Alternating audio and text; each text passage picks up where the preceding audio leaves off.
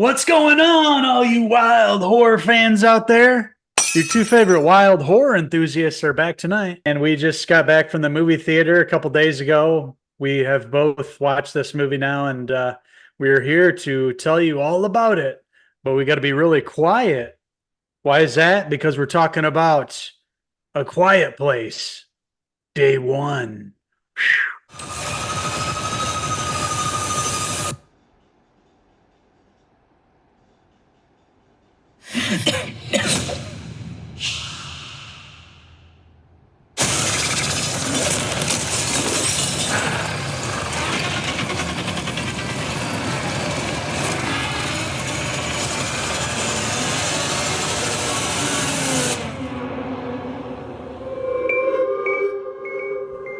That's right. These two wild boys are back tonight. Talk about the new prequel film, Quiet Place Day One. A little worried about this movie doing a little prequel because I love the other two films, John Krasinski, and I have a third one coming out. So I'm like, how's this all going to tie in?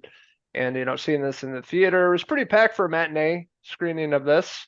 So a lot of fans out there, much like ourselves, going to see this. And the story has to do with it's more of a character study, I guess. One character, Samira, played by Lupita Nyong'o, basically dying. And that's when shit hits the fan. Essentially, the aliens start showing up. But it's really interesting take on a person that's, trying to prepare to die, thrown into the end of the world situation, and what that person would do. So it was pretty interesting in that aspect. Yeah, you're right about it being focused on the characters in this one.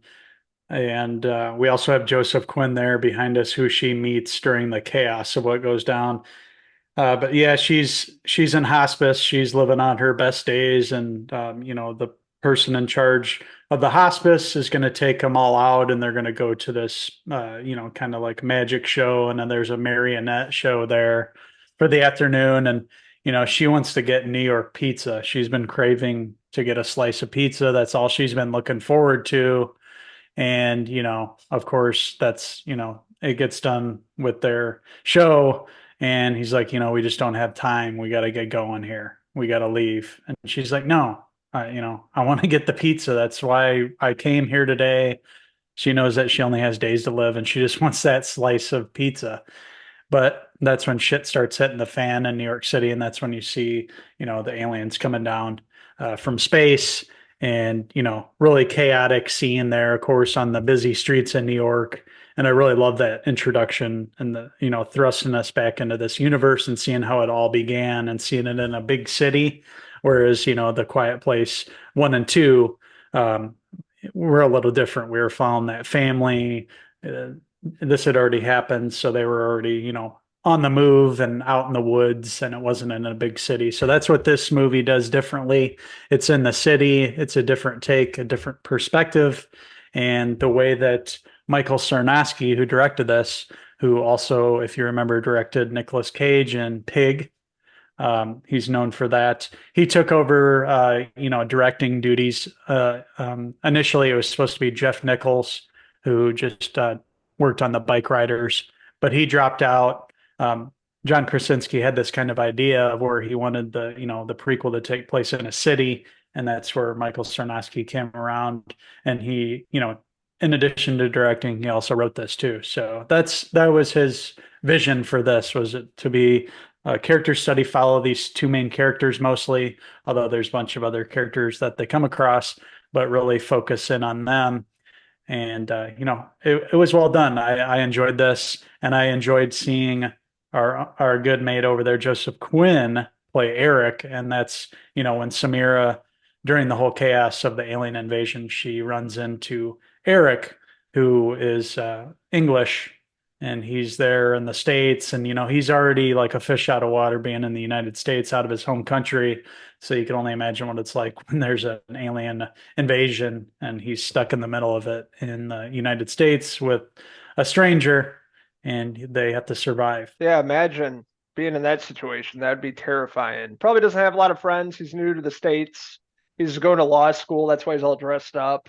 He's like kind of awkward, doesn't have anybody to hang out with. He's like, okay, it's the end of the world. Aliens are invading. What do I do? And then he comes across a character, and meets up with Samira. And of course, they form this relationship, and not being able to talk too much because obviously sound attracts the aliens. So, a lot of their relationship is on, hand gestures. I also forgot to bring up the cat. The cat is like the true MVP in this movie, Frodo, Yeah. Yes. which I was rooting for throughout the entire film more than I think the actual characters. I love the cat. I'm not even a cat person, but character Frodo was very cool in this and getting out of some very sticky situations with the aliens, and it was really cool. Yeah, Frodo really is the MVP. He wanders off several times throughout the film, but always comes back and pops back up, and you're like, oh, thank God, he's not dead. Yeah. So yeah, definitely the MVP for me too. The cat really has an awesome performance in this, and really provides comfort in the midst of all the chaos that's going on. But I did like the private moments where they're actually able to communicate and talk. There's a couple scenes where they go back to her old apartment and they're able to talk and get to know each other, and you kind of find out their backstory that way. But this one's much more intimate. John Krasinski and Emily Blunt. I like the combo of them, and Cillian Murphy being in the last one. So I'd say that I do prefer one and two. But for being a prequel film, I really liked what Michael Sarnowski did with this here. He showed us what it was like in the city day one. That's really what this was all about, and how they were able to survive, how they had to figure things out and figure out what the aliens, how to get past the aliens, and sound, and what they could do to survive, and what Samira had to do to finally get that last piece of pizza before her life ended. Talk about dedication. I probably would do the same thing for Lou's deep dish Chicago pizza. I'm like, if I'm going out, I need to get one more slice of that. So I would definitely risk my life. I'm like, end of time here, end of the world. So I'm gonna Yeah. risk it all and get some pizza. So I really felt that character, and you know, dealing with being in hospice and basically on her last days. At this point, she's like, I don't care. I'm gonna go get some pizza. Assuming they would probably go more with the backstory of the aliens, like where they're from, why they're here. They didn't really do that. They just kind of like dropped them in, started attacking, and that was it. So I did appreciate that aspect, but I thought they were going to go a different way with the story. But yeah, the two main characters here, Joseph Quinn, Lupita Nyong'o, were fantastic. Had a great relationship. One being a fish out of the water, Brit in the States, and end of the world happens, and another one that's been getting ready for death for some time. So it was an interesting take, and the relationship with the cat and all the really sticky situations they got themselves into and got out of that situation. That being said, I had a really good time with A Quiet Place day one. Didn't love it as much as you, Uncle Henry, but I had a good time with this at the local cinema. So I'm going to give this movie a 3.5 out of 5 Lupita Nyong'o hair pieces.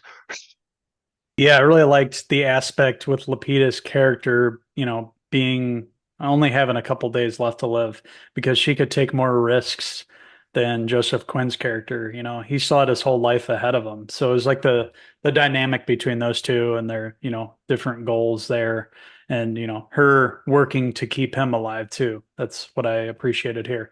And yeah, like you mentioned here, there's even, a possibility for more spinoffs here. We still haven't seen where the aliens came from. So there could even be a prequel to this. There's a lot of possibilities in this universe. I know Krasinski's already working on part 3, like you mentioned. This franchise is, could seemingly go on for quite some time. They've been able to make these movies very efficiently. They haven't, dropped the ball yet. There's a lot of life in this franchise, and who knows where it's going to go from here. So this one, for being a prequel, I thought they did a great job here. Joseph Quinn, we got to see him up on the big screen. He's going to be in several movies this year. So this was a great start to seeing him on the big screen. Haven't seen him in Stranger Things, of course, and I thought he did a really phenomenal job here. He's a great actor, and Lupita Nyong'o was really great in this too. Both having limited dialogue and being able to, communicate without talking. That shows you a lot. It's also worth mentioning Alex Wolff. I noticed him in there. Yep. We remember him from Hereditary, among other things. And then Jimon Hinsu, of course. Ooh, he Mhm. was back for this too.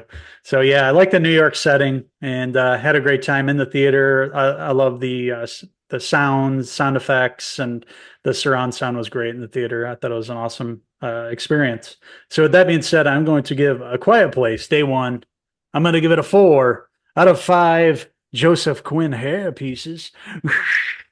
Want to hear from all you wild aliens out there. What did you like about A Quiet Place Day One? What didn't you like about it? What's your favorite flick in the franchise? Let us know in the comments below, and don't forget to subscribe. Also, check out these wild uncles on Facebook, X, and Instagram, and our website, Cinephellas.com, for latest, greatest TV, movie news, and reviews. July has been a great month for horror for these two horror and enthusiasts here. We're having a great time. We've got a couple lined up to shoot after this, so please stay tuned to this YouTube channel, especially if you're horror buffs like us. So thank you guys for watching our review of A Quiet Place Day One. And until the next Cinephellas movie review, I'm Uncle Henry Hensu. And I'm Uncle Logan Quinn signing out until the next movie review. Cheers!